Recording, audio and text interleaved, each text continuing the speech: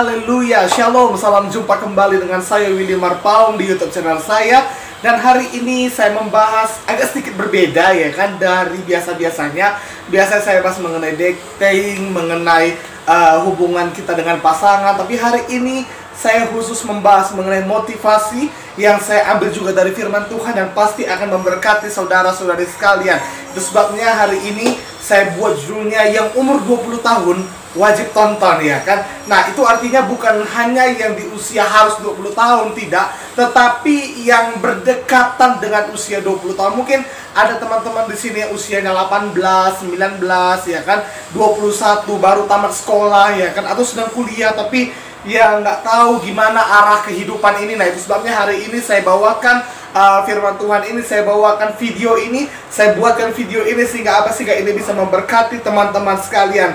Dan itu sebabnya jika teman-teman diberkati lewat video ini, jika teman-teman suka dengan video ini, silahkan berikan like. Dan juga jika teman-teman mau menjadi berkat buat yang lainnya, silahkan share video ini. Dan juga bagi teman-teman yang baru bergabung, selamat datang, selamat bergabung di YouTube channel Willy Marpaung. Dan jangan lupa untuk menekan tombol subscribe-nya dan juga mengaktifkan loncengnya sehingga setiap ada video terbaru, teman-teman tidak ketinggalan video dari saya, tidak ketinggalan upload video dari saya. Nah, hari ini saya akan membuat sedikit perbedaan di video saya, di mana hari ini saya akan memotivasi, di mana hari ini saya akan membawakan kabar baik. Saya tidak membawakan kabar buruk, saya membawakan kabar baik. Amin. Nah, seorang remaja yang berusia sekitar 18 sampai 21 ya, baik wanita, baik pria, itu memiliki tantangannya masing-masing.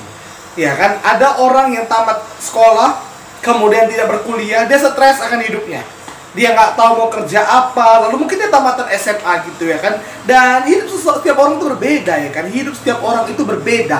Mungkin ada kita yang datang dari latar belakang keluarga yang kaya, tapi ada juga kita yang datang dari latar belakang keluarga yang sederhana. Dan itu sebabnya yang kaya aja, orang kaya aja, anak orang kaya aja bisa jadi punya masalah dalam masa mudanya, apalagi yang hidupnya sederhana, apalagi yang biasa-biasa aja ya kan. Nah, ketika misalnya kalau orang tuanya itu sudah punya perusahaan ya kan, sudah direktur di sebuah perusahaan, ya mungkin anaknya hanya meneruskan nanti ya kan, tetapi mereka juga punya masalah. Apalagi kita yang ini biasa-biasa aja, yang mungkin orang tua kita bukanlah dari keluarga yang kaya, bukanlah dari keluarga yang mempunyai usaha yang besar, tidak ya kan. Tapi hari ini biarlah firman Tuhan menguatkan kita, biarlah firman Tuhan itu menolong kita, menguatkan kita sehingga kita tidak mudah menyerah dalam hidup ini, tetapi kita percaya bahwa Tuhan telah memberikan, Tuhan telah menyediakan masa depan yang penuh pengharapan pada kita. Amin. Nah, di usia 20 tahunan itu biasanya kebanyakan orang insecure kepada dirinya sendiri,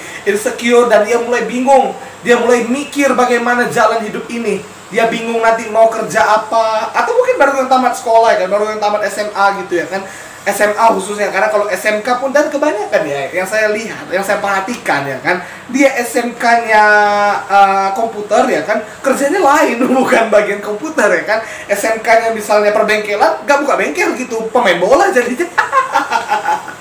Atau SMK-nya akuntansi, kerjanya bukan jadi akuntansi ya kan. Nah, itu betul-betul terjadi banyak perbedaan-perbedaan. Apalagi yang dari SMA. SMA itu kan tamat bukan berarti langsung kerja, adalah sangat kecil peluang kerja bagi seorang tamat SMA di masa sekarang ini ya kan. Nah, jadi kalau misalnya kita baru tamat sekolah nih, khususnya tamat SMA, banyak orang yang bingung, banyak anak-anak muda yang bingung, aduh, aku mau ngapain siap ini ya kan, apa pendidikanku setelah ini, bagaimana, apakah aku lanjut atau enggak kuliah atau enggak ya kan, atau kalaupun aku nggak kuliah gimana, aku mau kerja apa gitu ya kan. Kemudian kayak mana soal pasangan hidup ya kan. Nah, itu sebabnya hari ini ingat baik-baik bahwa setiap orang Tuhan sudah berikan jalan hidupnya masing-masing. Jangan suka banding-bandingkan dengan dirimu dengan orang lain. Jangan suka banding-bandingkan kehidupanmu dengan kehidupan orang lain. Sebab apa? Karena Tuhan telah membuat fase kehidupan seseorang itu berbeda-beda. Tetapi yang saya tahu, waktu Tuhan itu pasti yang terbaik. Amin. Setiap orang mempunyai jalan hidupnya masing-masing. Setiap orang punya fase kehidupannya masing-masing. Mungkin ada orang yang umur 20 tahun udah menikah. Mungkin ada orang yang udah umur 28 baru menikah. Gak usah soal menikah dulu, mati aja dulu. Teman saya baru dapat kabar tahun lalu atau tahun lalu kalau saya nggak salah, kawan SMP saya meninggal dunia. Loh, itu namanya fase kehidupan berbeda-beda. Ada teman saya yang sudah menikah, sudah punya anak, baik-baik ya kan. Ada yang sudah meninggal. Itu artinya setiap orang punya fase kehidupan berbeda-beda. Itu sebabnya kita nggak usah banding-bandingkan diri dengan orang lain. Nggak usah sibuk mikirkan, dia itu udah menikah kok aku masih. Aduh, jangankan punya pacar, jomblo loh, jomblo. Jangankan punya pacar, PDKT aja nggak punya ya kan. Nah, itu masalah ya kan, itu masalah. Tetapi kan baik-baik, jangan banding-bandingkan hidup dengan orang lain. Walaupun di masa muda saat ini engkau tuh insecure, engkau tuh bingung ya kan, bagaimana mau melangkah ke depan. Atau yang kuliah, misalnya yang kuliah aja bisa bingung gitu ya kan. Di usia kuliah, ya saya dan teman-teman saya katakan di semester 5 itu adalah usia atau semester-semester kebosanan dan kejenuhan dalam kuliah ya kan. Usia semester 5 berarti usia 21, 20 ya kan. Nah, itu usia-usia yang bosan, yang jenuh. Aduh, kok hidup ini kayaknya belum ada artinya ya kan. Kok hidup ini kayaknya belum memberikan arti, belum memberikan dampak bagi orang lain. Tapi hari ini percayalah, kalau misalnya kita sungguh-sungguh ikut Tuhan, kalau kita sungguh-sungguh hidup bersama dengan Tuhan, tidak usah insecure dengan diri kita sendiri. Karena apa? Karena ada Tuhan yang menjamin masa depan kita. Karena ada Tuhan yang menjamin hari depan kita. Amin. Nah, itu sebabnya gak usah sibuk mikirkan orang lain, gak usah sibuk mikirkan membanding-bandingkan, mengcompare diri dengan orang lain. Kenapa saya selalu katakan demikian? Karena gini, kalau kita sibuk membanding-bandingkan diri kita dengan orang lain, maka kalau orang lain itu di bawah kita, kita akan menjadi sombong. Dan kalau orang lain itu di atas kita, maka kita akan menjadi kecewa. Itu sebabnya berhenti membanding-bandingkan dengan diri dengan orang lain. Karena apa? Karena Tuhan punya fase kehidupan buatmu yang sudah dirancang spesial buatmu. Amin. Segala sesuatu dalam hidupmu mendatangkan kebaikan apabila engkau mengasihi Tuhan.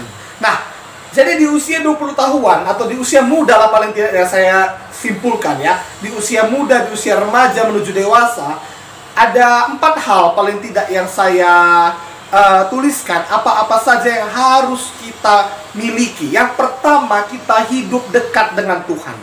Kita hidup mengenal Tuhan, kita bangun hubungan dengan Tuhan, kita bangun persekutuan dengan Tuhan. Ada banyak anak-anak muda yang lupa Tuhan akan hidupnya. Ada banyak anak-anak Tuhan yang karena pergaulan ya kan, karena melihat idolanya yang lupa sama Tuhan, yang pernah dekat dengan Tuhan. Jangan demikian. Di masa muda jelas engkau harus hidup dekat dengan Tuhan. Tapi kan mungkin ada yang bilang, loh, harusnya kan nanti udah mau tua, udah mau mati baru aku hidup dekat dengan Tuhan. Enggak. Dari masa muda engkau dulu harus dekat dengan Tuhan. Mengapa saya katakan demikian? Karena orang yang paling bijaksana pun, orang yang paling berhikmat di muka bumi ini pun mengatakan demikian. Dalam Pengkhotbah 12 ayat 1 dituliskan, saya bacakan. Pengkhotbah 12 ayat 1, ini ditulis oleh Raja Salomo di masa tuanya.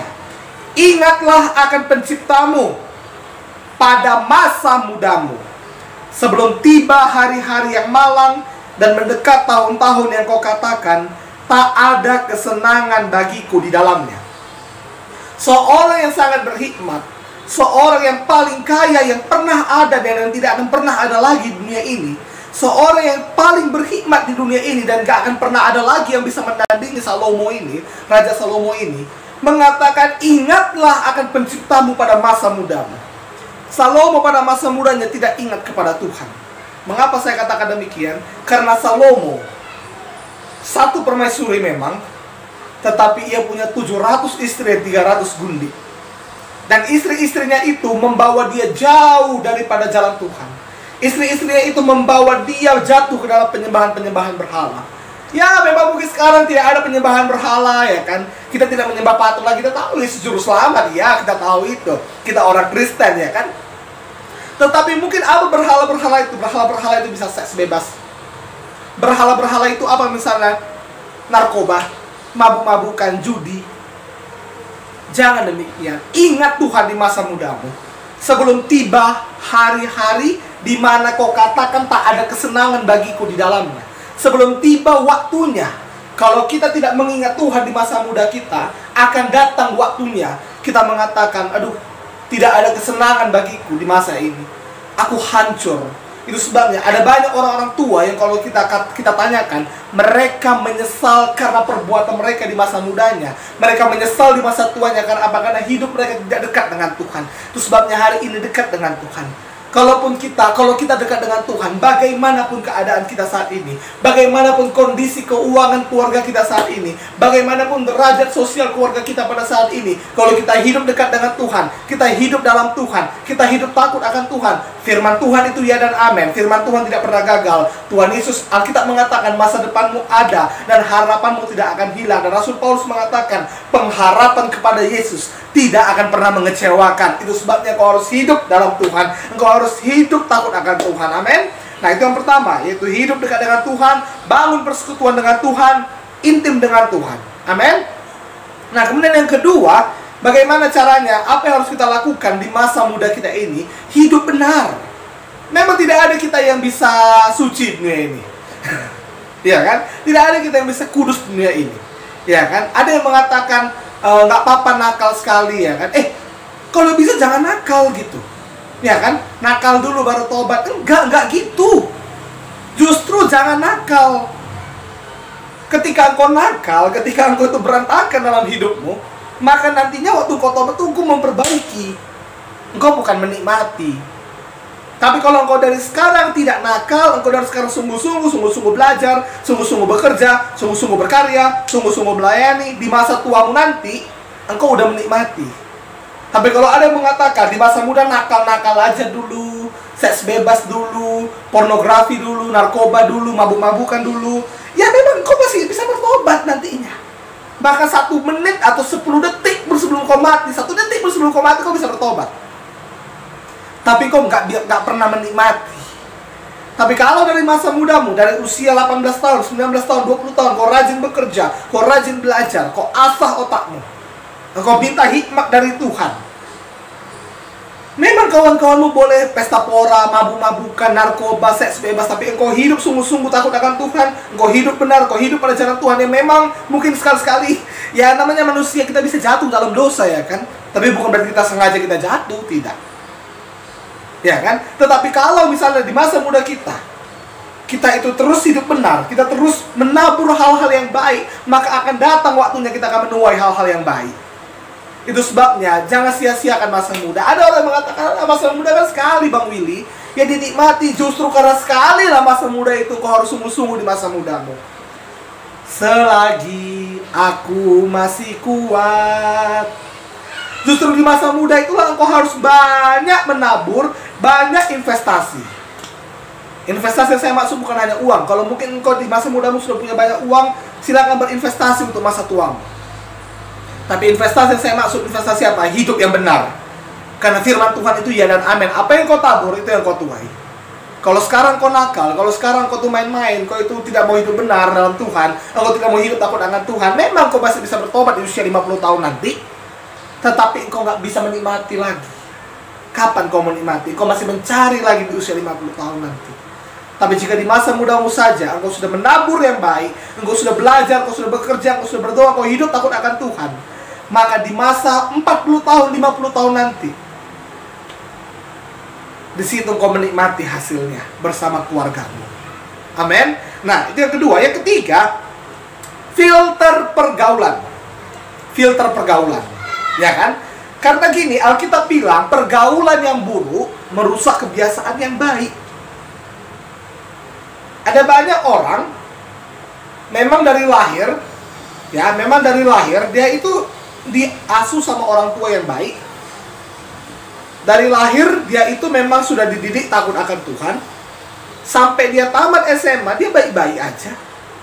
Tapi setelah tamat SMA, kalah setan. Itu karena apa? Karena pergaulannya. Karena gini ya, di masa sekolah itu kan kita ada yang ngatur. Betul? Di masa sekolah kita ada yang ngatur. Orang tua kita ngatur kita, guru kita ngatur kita. Tapi di masa kuliah, adakah dosen yang mau mengatur mahasiswanya? Baik kali lah dosen kayak gitu. Dan gak akan ada itu seperti itu. Dan kita mungkin diberikan kebebasan oleh orang tua kita. Kita bisa berontak sama orang tua kita di masa kalau sudah tamat sekolah. Dengan berharap, iya kan aku udah punya duit sendiri, aku udah kerja gitu, suka-suka aku gitu. Tetapi kalau salah pergaulan, kalau salah dalam memilih pertemanan, memilih persahabatan, well, memang kita harus mengasihi semua orang. Tetapi kita harus bisa memfilter mana yang mendekat, mana yang paling dekat dengan kita, mana yang enggak. Yang mengerti katakan amin. Karena gini, ada teman, ada sahabat. Itu saya bedakan. Saya salah satu orang yang membedakan mana teman, mana sahabat. Sahabat selalu bersama kita, sedangkan teman tidak selalu bersama kita. Saya punya banyak teman, tapi sahabat saya nggak banyak, sedikit. Ya hanya pun saya sahabat, dia banyak, ya kan? Nah, jadi sahabat itu harus yang betul, harus yang bagus. Jangan pula sahabat kita itu malah yang mengacau kita, yang memberikan dampak buruk kepada kita. Jangan. Pertemanan yang baik, sahabat yang baik adalah sahabat yang bisa mempengaruhi kita dengan hal-hal yang baik. Tapi kalau sahabat yang buruk, itu pasti akan menghancurkan kita. Itu sebabnya di masa muda ini, pilih pertemanan yang baik. Kalau orang bilang, kau nggak gaul, nggak apa-apa, nggak gaul. Kan ini hidupmu. Kalau kau gaul, lalu kau ikutin narkoba, kau ikutin seks bebas, engkau mabuk-mabukan, kau judi, apakah dia mau tanggung jawab nanti di masa tuamu? Kan enggak. Betul atau tidak? Kan enggak kan? Ini kan hidupmu. Itu sebabnya di masa-masa umur remaja, perlu sekali, yang pertama, kita dekat dengan Tuhan, kita bangun persekutuan dengan Tuhan. Yang kedua, kita itu hidup benar, hidup takut akan Tuhan, hidup pada jalan Tuhan. Yang ketiga, kita itu apa? Filter pergaulan. Yang keempat, kuatkanlah hatimu, teguhkanlah imanmu, tabahkan hatimu ini. Saya bacakan dari Yosua 1 ayat 9. Yosua pasal 1 ayat yang ke-9. Dan nanti ini akan saya post juga tulisannya di Instagram saya dan juga di Facebook saya. Oke? Semua ayat-ayatnya ada di situ. Yosua 1 ayat 9. Bukankah telah kuperintahkan kepadamu, kuatkan dan teguhkanlah hatimu, janganlah kecut dan tawar hati, sebab Tuhan Allahmu menyertai engkau kemanapun engkau pergi. Memang ini masa-masa yang sulit. Di umur-umur segini kita sulit, ya kan? Yang gak kuliah bingung, kemana lah aku ini? Yang kuliah bingung, bisa gak aku selesaikan skripsiku ini? Yang udah kerja bingung, aduh capek kali aku hidup. Yang belum kerja pun bingung, kayak mananya aku ini, gak ada pemasukanku, udah 20 tahun hidupku, minta terus sama orang tua. Yang belum punya pasangan hidup bingung, aduh, kawan-kawanku udah merit, udah gendong anak, awak. Masih jomblo ya kan, jangankan punya pacar, PDKT-an aja gak punya.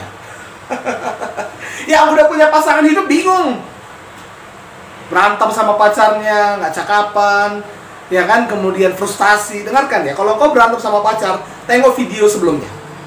Karena berantem sama pacar itu bukan berarti segala-galanya habis, tidak.